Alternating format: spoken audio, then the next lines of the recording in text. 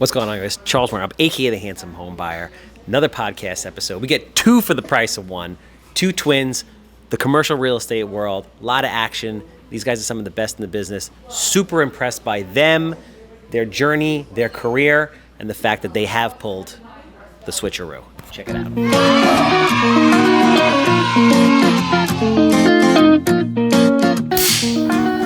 What episode is this? Ever since you switched to Captain, I don't know. I kind of feel naked without the mic in front of me. Like, it's hard to do the, yeah, kid! Welcome everybody back to another episode of Smells Like Cat Pee with Handsome. Did you know that? I've heard it.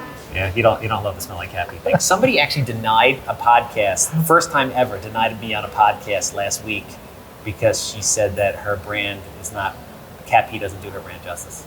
Who was it? We can't say that loud. That'd be terrible. Why not? What is her name? Why'd you change it to Cappy? It's like it used to be Handsome Homebuyer podcast, right? The Handsome Homebuyer podcast. I kind of felt like that was boring. So if you've ever seen any of my stuff, it's if you have a house that smells like cat pee is dated. If you have a house that smells like cat pee is dated from the 1960s, has 6 inches of mold on the wall, human waste floating past the basement steps. You know I'm quick, I'm easy, I'm a good time. I want to buy it. The clothes. Close. So pretty much like 80% of the houses I go into smell like cat pee. So I thought it would be a funny thing to do. We got the cartoon with the guy, smells like cat pee. No, it's not doing it for you, huh? You understand where she's coming from? I'm not the audience for that. I don't know. Regardless. I thought it was catchy. Thank you. I appreciate that. It was like a good punchline at the end. See, even if you humor me, I appreciate that. So, good guests today, right? Commercial real estate world. A lot of agents, especially residential agents. So all kinds of people listen to this. Investors. Is there a camera here? Yeah. There's 3 of them. This is, all right, so. Just, That's your camera. This is the camera? Okay. You know we're filming this right now. Okay. Can we take a minute before we go into this to just acknowledge the fact that the 3 of us could be related? I mean, you guys are actually related. You're literally twins. You walked in, I said, wow, you guys could be twins. You're like, that's because we are. I was like, all right, that makes sense. But I could be your older brother. I could be your older brother. Potentially, with no hair on our heads.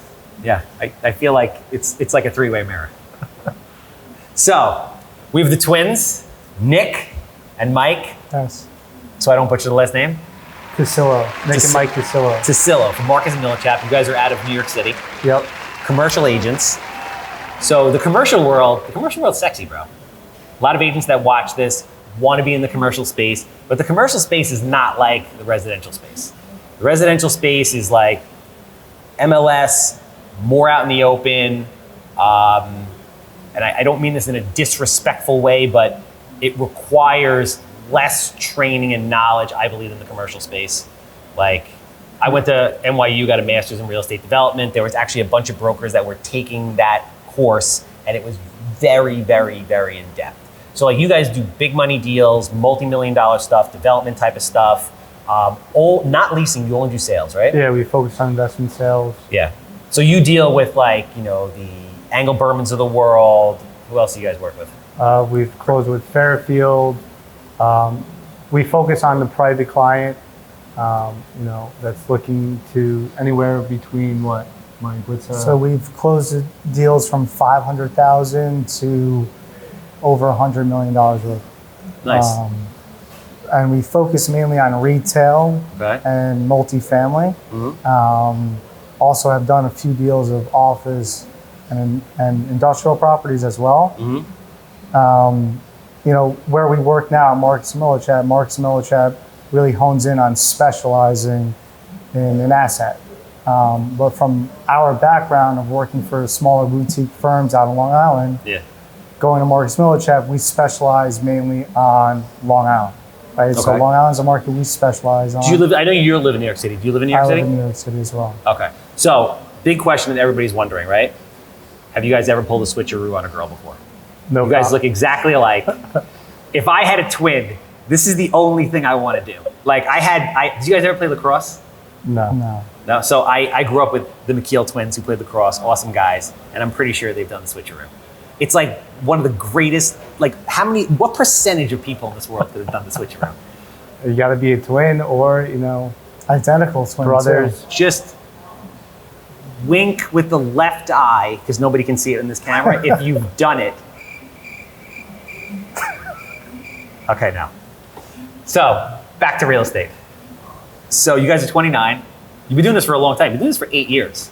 Yeah. Together? No, so I started at Lafayette Real Estate. I worked there for 3-4 years while I was actually going to Baruch at the time. Okay. And On the residential side? Yeah, I focused on apartment rentals. I did over 50 apartments in 1 year. I did over 100, within the 3-year span. So I focused on apartments. I did do sales as well, but I was studying, and apartments was, a quicker way of seeing return, and Yeah, faster money. And it wasn't a long-term play. So the interesting thing about you, because we're obviously doing a deal together, the three of us right now, is you're very aggressive. It's an interesting balance that you're very aggressive, but you're like the calmest person ever. Like a bomb could go off over there, and you'd just be like nothing's rattling. Like, have you ever seen him get pissed? Yes. Like scream and yell, get pissed? Yes. It must have been major shit. Because you guys are like, yeah, I hear that a lot. but your follow-up is like relentless. And I feel like it doesn't matter like what people say to you. You just keep going. Yeah, we hear a lot of things, so it's just having thick skin and knowing what your goals are and keep moving forward. But back to the training for a second, because you really like to do what you do at the level that you do it at a firm that you do it at. You like really have to know your stuff. Yep. So with residential real estate, it's pretty cut and dry. It's this cape is selling here for $400,000 looking like this. One across town is going to sell for similar. It's a very emotional sale. You're dealing with people who are going to live there, and a lot of instances, it's the first and only time they'll ever buy a house. You guys are dealing with very large numbers. You're dealing with primarily very educated and experienced investors. There's no emotion involved. It's all business, right? And you have to understand price per square foot, cap rates, different asset classes, different markets, what a developer's looking for, the type of spreads. I'm curious to know where you guys got the training, because this is something that a lot of residential realtors want to do, but I feel like the training is lacking. Like the commercial world is very close to the vest with everything. Yeah. So with training, as I told you, I went to Baruch. I studied real estate when I went to Baruch. They have a real estate program there. I didn't even know they had a program. So I learned there, in the books, you could call it, and then also just doing. Mike's been doing it a lot longer than I have. He started at Sabre Real Estate. He's been doing it over 8 years now, and listening to him talk about it. So at Marcus and Millichap, there's a mentor program. Okay. So Marcus and Millichap, for junior agents, will give you training for the first 3 months. And during that process, you'll pick a mentor that will teach you the business. You pick the mentor, or they pick it for you? So you'll interview all the mentors, and the mentor has to actually want to take you on. So it's like an interviewing process. It's an interviewing Have process. you guys at this point been mentors to other agents? Yeah. So we have a team of 6 guys. Okay. I spearhead the whole team, and then I have 4 junior brokers under me, and then an analyst that all cover Long Island, and I mentor them and help them, understand the market and get deals done. The biggest difference, I think, from commercial to residential, it's 2 totally different animals. Different animals. Commercial real estate, you got to understand the asset. You got to cold call. You got to kick the bricks. You got to go meet strangers and make them your friends. And I think that's something that we've become very good at. And it's an art, and it's about creating a story. And we compete against a lot of other commercial brokers out there, like Cushman, JLL, and then you also have the local brokers as well. And the biggest thing that separates one commercial broker from the other is the story on the property of how you're going to sell it and why it's worth X, and it's got to make sense, right? So which actually brings me to something. Another thing you guys have to be very familiar with, or at least understand to the point where you could find out, is zoning. In your world, zoning is everything. Like zoning or change of uses or whatever it is the difference between something being worth $1 million or something being worth $10 million. Sure. 100%. So you guys really have to know a lot. Yeah, and most of the townships, and I'm sure as you're aware, everything's pending board approval. Yeah. So, you could really go and as of right, and then your nosy neighbor comes out, or not in my backyard type of people coming and throwing up signs and throwing things at you while you're going in front of the board. So, and everything's a lot of things are subject to, and you could put a deal together, but it takes years to actually come to fruition. Even a decade, right? Yeah. Especially if you're looking to change a zone or change a use. So you guys work only in Long Island, right? Yeah, so we focus on Nassau and Suffolk. We also have done deals in Eastern Queens. And why did you guys go to a city-based brokerage and live in New York City and you're dealing only on Long Island? Is that difficult because of the commute? Like, I want to live in the city, but I feel like the commute would kill me. So when I worked at Sabre Real Estate for about 3-4 years, and I wanted to explore and see what else was out there. And I wanted to go to a big corporation. So I interviewed with a few companies, and when I met with Marcus and Millichap, I just really liked the firm and the platform that they had to offer. And when I was interviewing with them, they asked me about my experience. Like, what have you done? I said, at that time, I sold about $60 million worth of real estate and almost about 30 deals in 3 years. So they asked me what the deals were and how I was getting them done. And they're like, what are you looking to come here? I was like, I'm open to ideas. And they're like, do you want to sell buildings in Manhattan? And to go that route, they wanted me to have a mentor. They want me to go around the office and meet with everybody. And the regional manager that actually said, why don't we build a team around you? No one here is really doing what you're doing. Nice. Some of the bigger guys here are doing $30 million shopping centers, selling some bigger assets out here, but nobody was really covering the private... On Long Island? On Long Island. No one was really covering the private market from like $1 million to 20 million. So the regional manager's like, I'll build a team around you. What do you think of that? And that's awesome. I was like, I'm in. Yeah. So we built a business plan together and, showed me the roadmap of items to hit. And, if I deliver on this, just help me build a business. And I've been there now for about 5 years. And we did about $500 million worth of real estate. About 80 deals. And we're steamrolling. But that is all off of hard work. And we work 7 days a week and we work a lot. Wow, that's awesome, man. And you guys are just very down to earth, very chill, very calm. You would never know that you were cranking out kind of business. And it's very cool because I see huge opportunity in the commercial space. So when I look at real estate, I look at Long Island, I see big opportunity across real estate in tech, right? Just because real estate is just, from the way we build stuff to just the way we interact and comp out and whatever, there's a lot of, we're doing the 3D printed houses now. There aren't really a lot of disruptors in that space. But in the commercial space, there's basically nobody out there on social media. So there's very limited amount of commercial agents on Long Island. It's a lot. I agree with you 100%. Long Island's a very big who's who network. And Long Island, once you get above a certain price point, it's a lot of the certain families and groups that buy up everything and own a lot out here. So what I see from other big national companies, a lot of these other brokers are focusing on a national scale as well. But for the middle market, for 1 to 20 million, it's wide open. There's a lot of opportunity. That's what I'm saying. And but I think the hardest thing for people is I guess first question out the gate is if somebody was, let's say, a residential agent or somebody was an agent, because you know what, let's back it up a minute.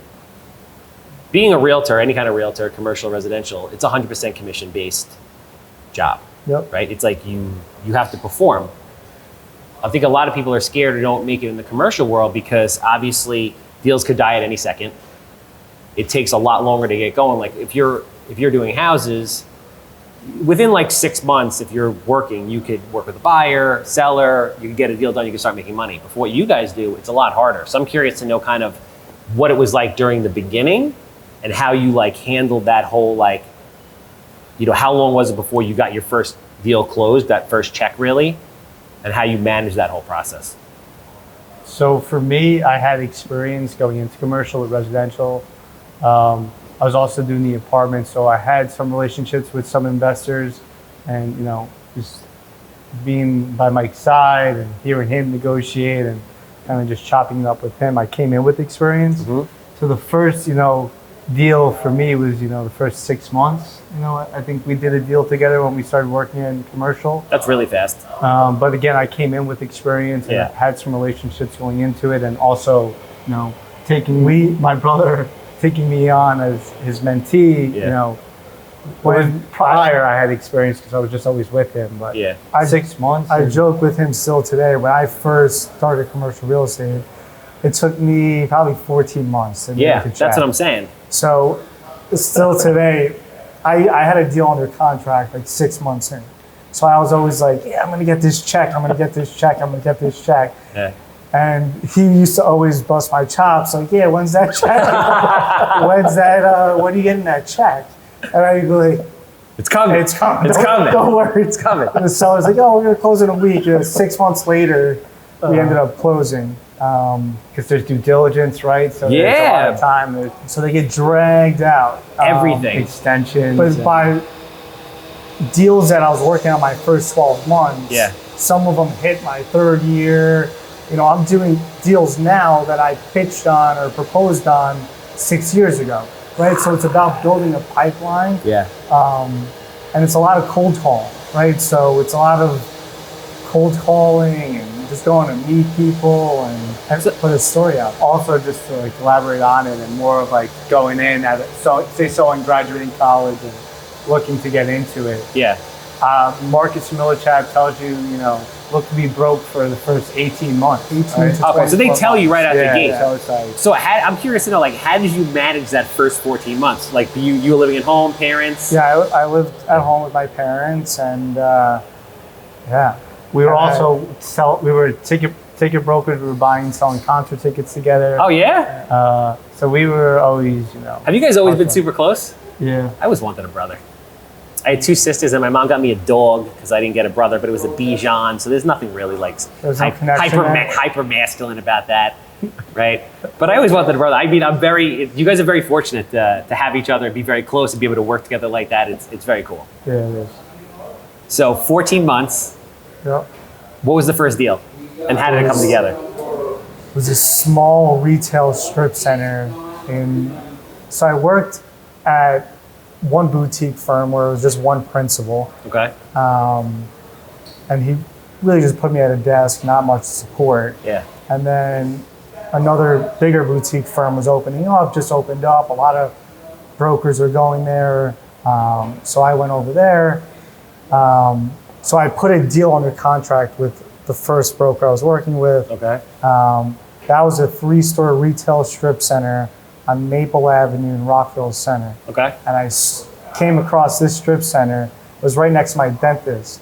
So I saw a for rent sign in the window, and I called it as I was leaving the dentist.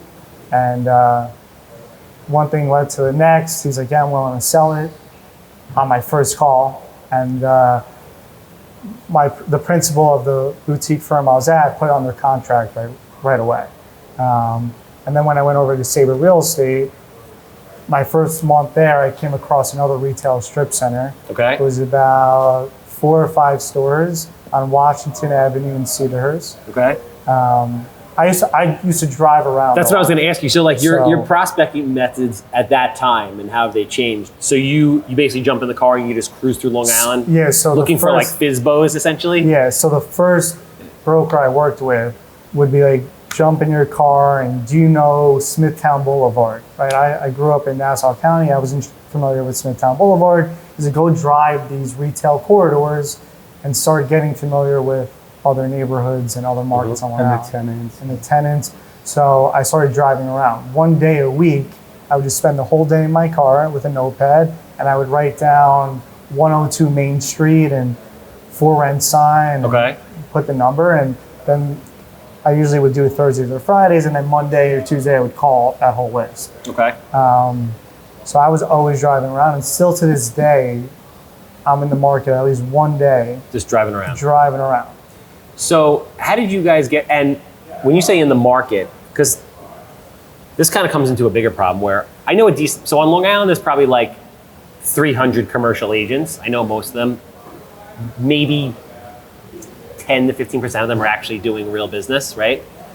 But I find that a lot of them only work in like specific areas.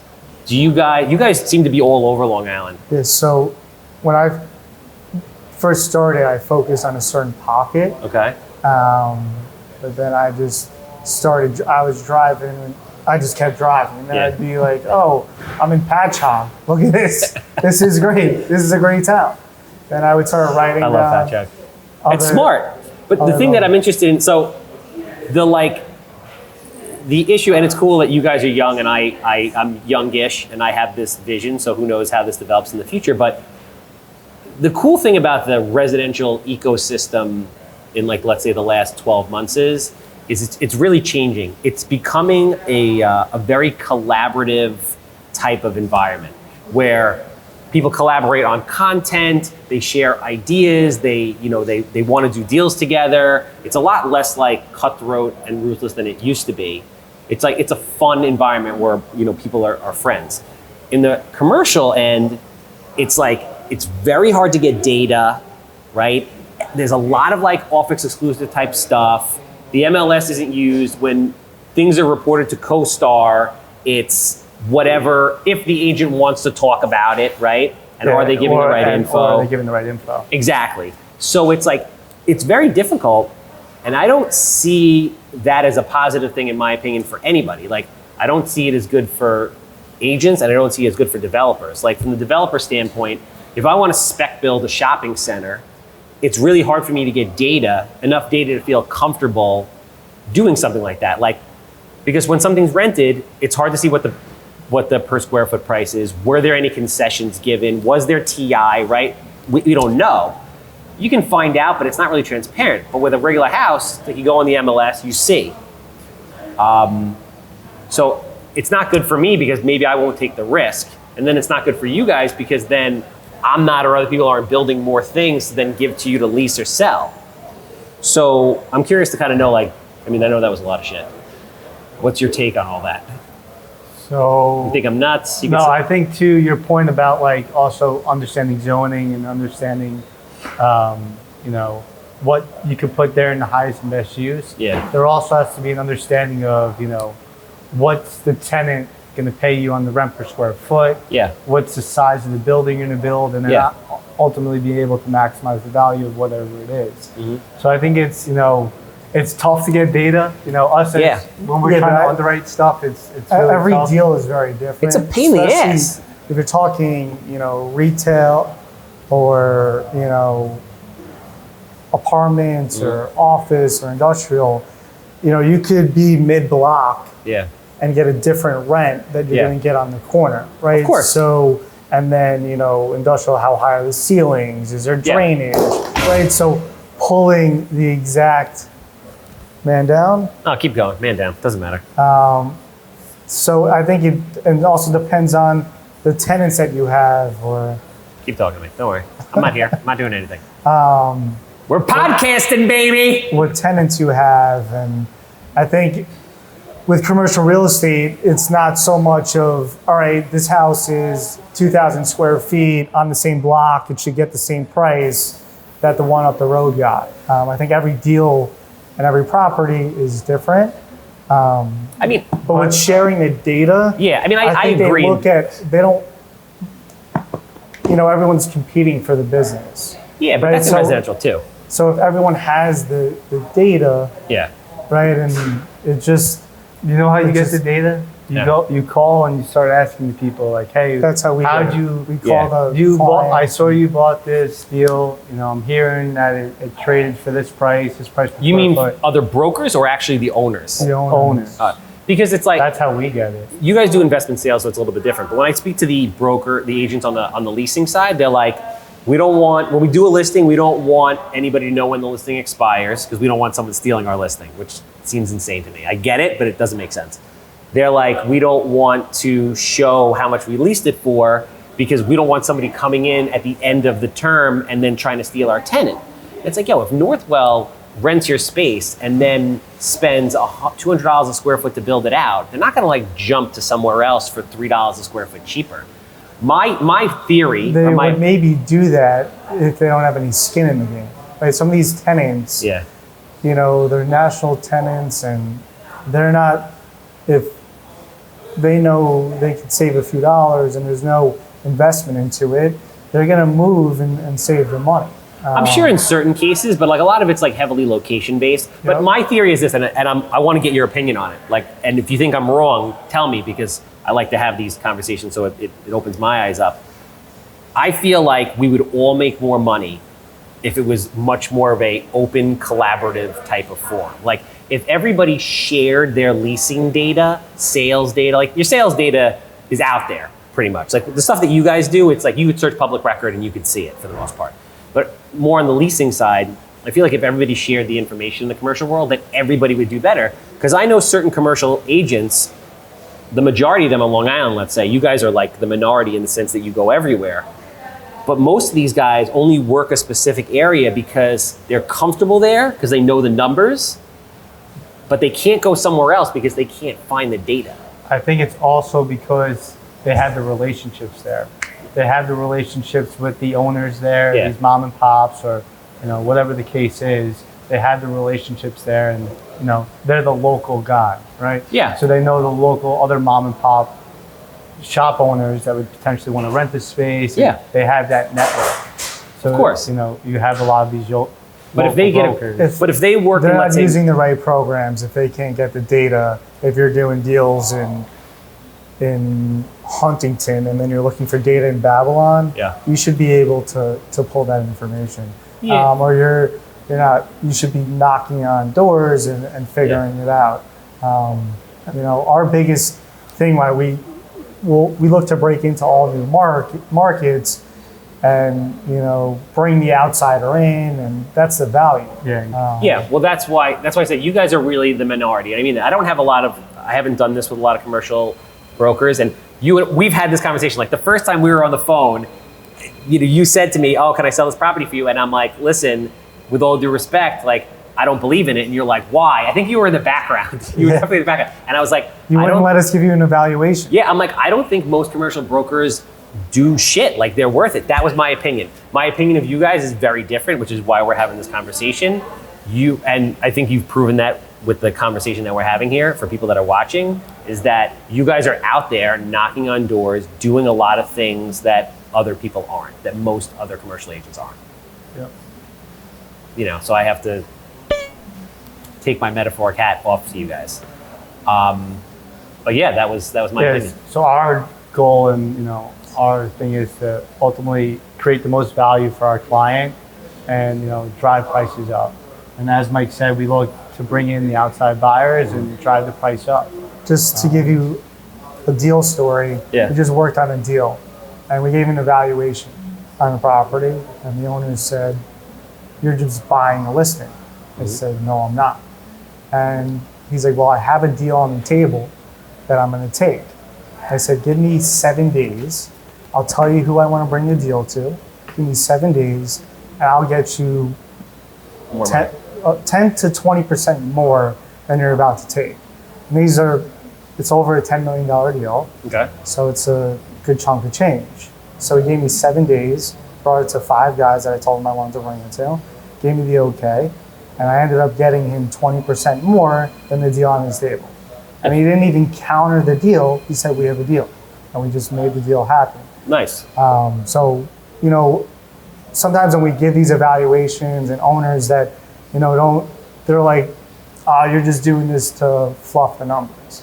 You know, from our track record and the deals we've done, you know, we have some credibility that they take our word for it and they believe us and they trust us.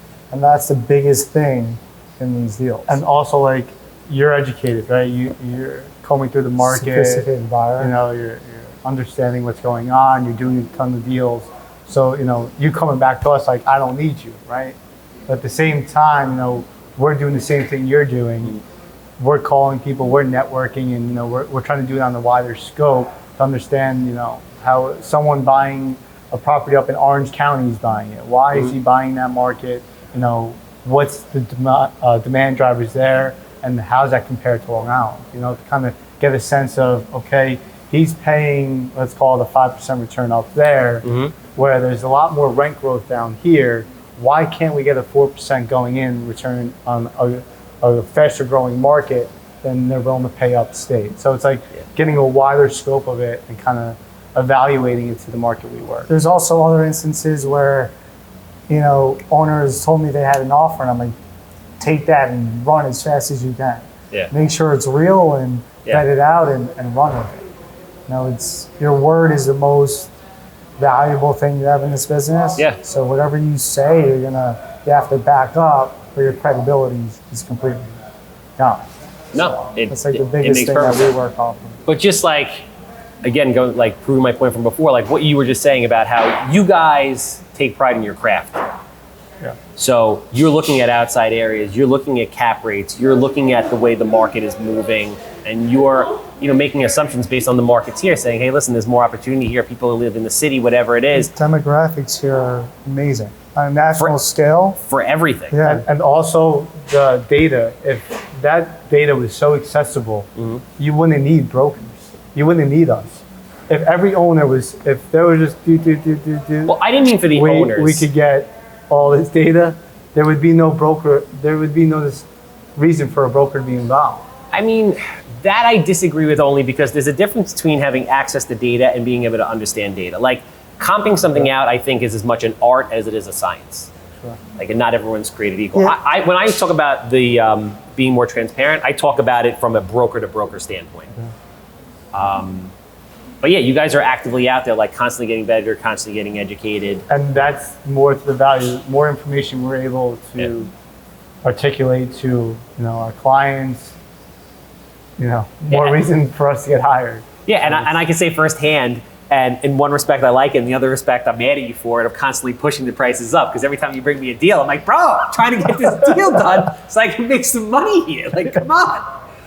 But at the end of the day, it shakes out. So I appreciate you guys. You guys are awesome. You're doing a great job. I have a lot of respect for you, and I don't have a lot of respect for many agents. It's like a handful of guys, like literally, like I can count on one hand, guys in the commercial space that I think are doing a really good job. And you guys, in my opinion, are the best in investment sales. So I appreciate what you're doing and keep doing it. And you're very young, so you have a long time left to do it.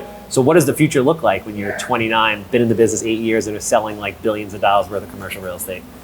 What's next? Keep doing what we're doing, keep growing, bring more people in, build a bigger team. And always be uncomfortable.